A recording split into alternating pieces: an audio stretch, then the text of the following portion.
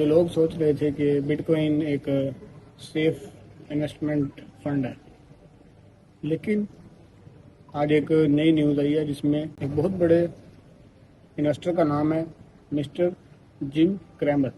Mister جم Kramer نے اپنے تقریباً بٹ کوائن کے 70% ایسٹس سیل آؤٹ کر دیے۔ کیوں کیے؟ کیونکہ کوانٹم کمپیوٹر کے بارے میں دی گئی انفارمیشن کے بعد کرشنا، جو کہ کوانٹم کمپیوٹرز پر کام کر رہا تھا، ایک انڈین سائنسدان، ایک انڈین انجینئر، جس نے بولا کہ اب دنیا کوانٹم کمپیوٹرز کی طرف جائے گی۔ 2-3 سال میں لوگ اتنا کنسرن زندگی کے کسی کام میں شو نہیں کریں گے جتنے کنسرن وہ بٹ کوائن اور سینٹرلائزڈ بلاک چینز کو ہیک کرنے میں کریں گے۔ 2 سے 3 سال کے بعد یہ کوانٹم کمپیوٹرز اتنے فاسٹ ہو جائیں گے کہ کسی کے بھی اکاؤنٹ سے چند منٹوں میں اس کی زندگی بھر کی کمائی کو اڑا کر لے جائیں گے۔ لیکن اس میں اگر 2-3 سال کا بولا گیا، لیکن جم کریمر نے ابھی سے ہی اپنے فنڈز نکال لیے ہیں۔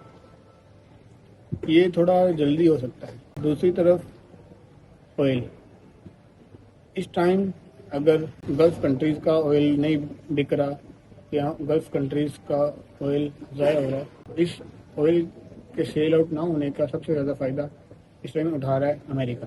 امریکہ نے جنوری میں وینزویلا کے آئل پہ قبضہ کیا تھا۔ اس دن سے وینزویلا کا 50% سے زیادہ آئل گلف ریفائنریز، جو کہ گلف کنٹریز کے اندر امریکہ کی ریفائنریز لگی ہوئی ہیں آلریڈی، ان کو سپلائی ہو رہا ہے۔ وہی آئل جو گلف کنٹریز سے بائی کر کے امریکہ ریفائن کرتا تھا، وہ اب ریفائنریز کو آئل بھی وینزویلا سے بھیج رہا ہے۔ یہ گلف کنٹریز کے لیے بھی ایک الارمنگ سچویشن ہے کہ ان کی سرزمین پہ بنی ہوئی ریفائنریز وینزویلا کا آئل لا کے ریفائن کر رہی ہیں، اور اب تک 500,000 بیرلز پر ڈے کروڈ آئل نکال رہا ہے امریکہ وینزویلا سے، جس کا 50% امریکہ گلف کنٹریز کو سینڈ کر رہا ہے، خود یوز کر رہا ہے باقی 50%، اور کچھ 30%، 20% یورپین کنٹریز کو سیل آؤٹ کر رہا ہے۔ اس آئل ٹریڈ میں سب سے بڑا خطرہ ان کے لیے ایک ہی ہے جس کے ساتھ وہ لڑ رہے ہیں، وہ ہے ایران۔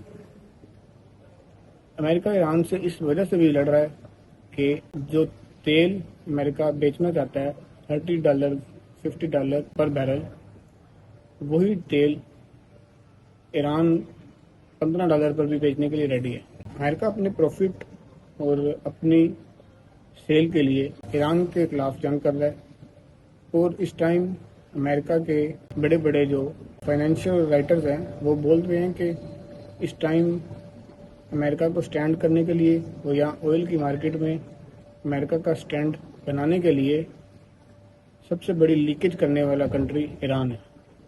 لیکیج کا مطلب یہ ہے کہ ایران سستے داموں میں اپنے ساتھ کچھ کنٹریز کو آئل ابھی بھی سیل آؤٹ کر رہے ہیں۔